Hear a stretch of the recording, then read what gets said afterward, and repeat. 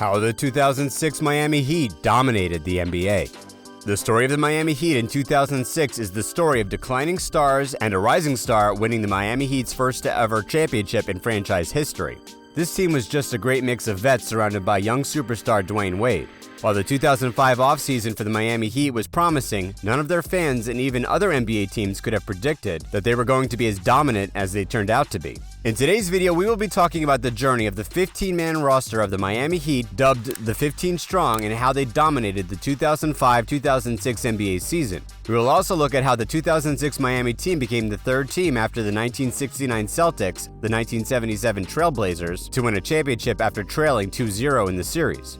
As an expansion team from southeastern Florida, the NBA championship eluded the Miami Heat for 17 years until the 2005-2006 season. Coming into the 2005-2006 season, a lot of critics were perplexed with how aging superstar Shaquille O'Neal, who joined the Miami Heat in the 2004-2005 season after his illustrious career as an LA Laker, signed a new contract of 5 years worth $100 million.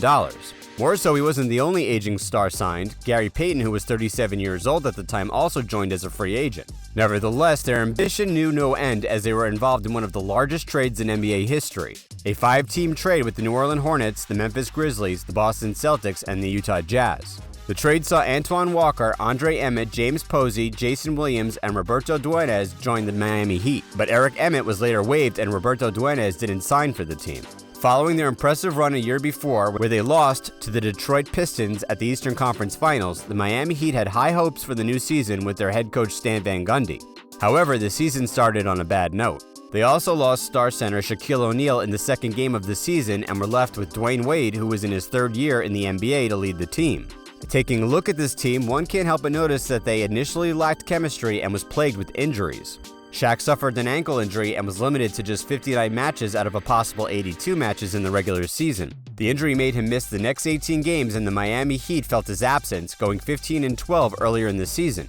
And with such performance, head coach Stan Van Gundy resigned, citing the desire to spend more time with his family, and veteran coach Pat Riley was appointed as head coach. Before 2006, Pat Riley had won 4 NBA championships as a coach and was on his second stint with the Miami Heat after being their coach from 1995 to 2003. So, given his resume and the set of players on his roster, many expected the Miami Heat's performance to change drastically. But Pat Riley's appointment didn't change the team's performance immediately. Even though at some point the team improved for a while, all of this later went downhill, including a game against the Dallas Mavericks where they trailed by 36 points. It wasn't until they beat the Detroit Pistons, a game where Dwayne Wade scored the game winner, that they began to show glimpses of a championship-winning squad. The season proved to be a success as the Miami Heat performance had a turnaround, going 52-30 during the regular season, with Dwayne Wade averaging 27.2 points and 6.7 assists per game, Shaq averaging 20 points and 9.2 rebounds per game in the regular season. Eventually, they made the playoffs, placing first place in the Southeast Division and second place in the Eastern Conference. The Miami Heat then faced the Chicago Bulls in the first round of the playoffs, carrying their impressive performance and beating the Bulls 111-106, 115-108 in the first 2 games of the series, but they soon returned to their old losing self. In Game 5, the Miami Heat were almost beaten as the Chicago Bulls capitalized on Dwayne Wade's injury to lead in the game, winning the second and third quarters. However, they eventually lost the game when Dwayne Wade got back in the game from the locker room to score 15 points to win the game. The Miami Heat won the 6th game of the series, winning 113-96 as Shaq dropped 30 points to seal their place in the second round of the playoffs against the New Jersey Nets for the conference semifinals. Before the playoff matchup between the Heat and New Jersey had beaten the Miami Heat 3 out of 4 times they met during the regular season, and with stars like Vince Carter and Jason Kidd, Miami Heat's chances of qualifying for the conference finals was slim.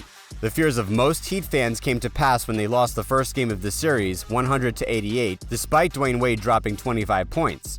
The Miami Heat, however, bounced back and won the remainder of the series, including a close 106-105 Game 5 victory to secure their place in the Eastern Conference Finals against the Detroit Pistons. The 2006 Eastern Conference Final was a rematch of the previous year's final, where the Detroit Pistons beat the Miami Heat 4-3 in a 7-game series. Naturally, all eyes were on the Pistons to do it again. The first game of the series was at the Palace of Auburn Hills, home to the Detroit Pistons. To the shock of many, the Miami Heat won thanks to their veteran trio of Antoine Walker, Gary Payton, and Jason Williams, who scored 17, 14, and 10 points respectively to help Shaq and Wade, who suffered foul troubles. The Pistons evened the series in Game 2, defeating the Miami Heat, who had won 4 straight road games and 5 in a row overall, despite Dwayne Wade dropping 32 points, 7 rebounds, and 5 assists, and Shaq recording 21 points, 12 rebounds, and 4 blocks. The third game of the series was at the Miami Heat's court, and they won convincingly, beating the Pistons in all 4 quarters. The Miami Heat duo of Wade and Shaq led the team to the win as Dwayne Wade scored 35 points and Shaq recorded 27 points and 12 rebounds. But the Detroit Pistons were not new to losing 2-1. The previous year, they had gone from losing 2-1 to winning 4-3 at the end of the series. So they looked forward to the fourth game of the series to cause the Heat some upset, but unfortunately, things didn't go as expected for them. The fourth game of the series was also at the Miami Heat's home court, where they had an 89-78 win over the Detroit Pistons again and took a 3-1 lead in the series. Wade had 93 points, Shaq scored 21 points, and Udonis Haslem added 16 points for the Heat to lead the series 3-1.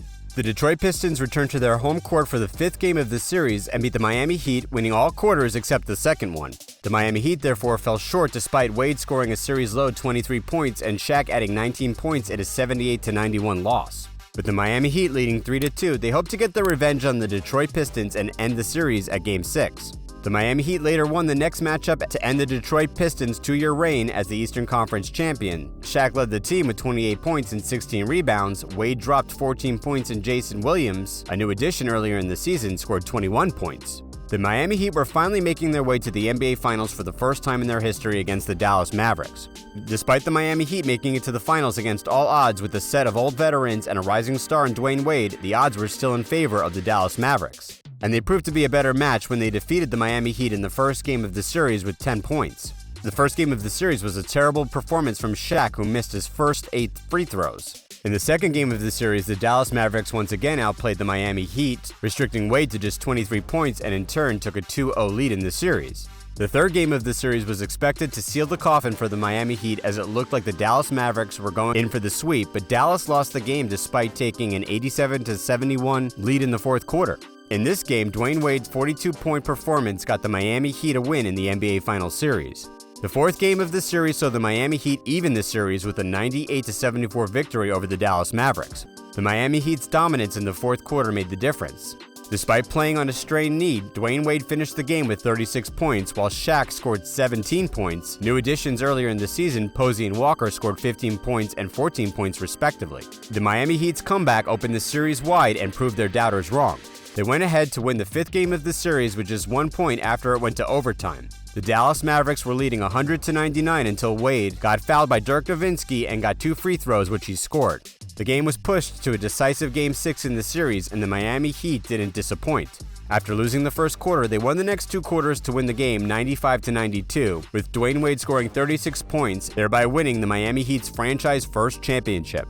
The 2006 Miami Heat were the only team under the 2-3-2 format to win all 3 home games. After going down 0-2, and their young star Dwayne Wade averaged 34.7 points and 7.8 rebounds per game throughout the finals and was awarded the most valuable player of the series. The championship was Pat Riley's 5th, Shaquille O'Neal's 4th, and veteran Gary Payton's first and only title in his 17 years as an NBA player. This impressive feat by the Miami Heat is a true underdog story, as they won the NBA championship despite the offseason criticism about old players being added to surround the young superstar Dwayne Wade. And despite their injury concerns and a bad start at the beginning of the season, they won the Larry O'Brien Trophy for the first time. Do you think this was a true underdog story? Where do you think the 2006 Miami Heat should be placed in the list of NBA's greatest teams? Let us know what you think in the comments section. We hope you enjoyed this video, and if you did, remember to like it, share it, and subscribe as more exciting videos are on the way.